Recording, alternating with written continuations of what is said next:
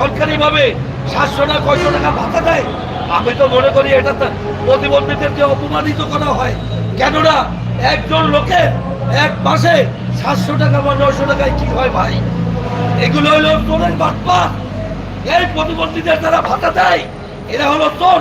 এই সমস্ত চোরকে ওইখান থেকে সরাতে হবে। তা নাহলে রেমিটেন্স যোদ্ধারা যেমনি ভাবে হুঙ্কার দিচ্ছে যে আমরা রেমিটেন্স পাঠাবো না, বিমানবন্দরে যদি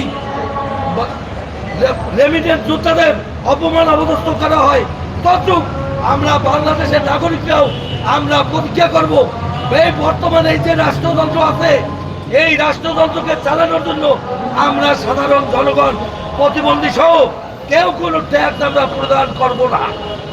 তবে আমরা যারা জনগণের ট্যাক্স খেয়ে জনগণের কাজ করবে, আমরা তাদেরকে ট্যাক্স প্রদান করব। এই হোক আমাদের আজকের থেকেই শপথ। ধন্যবাদ সবাইকে। আসসালামু আলাইকুম।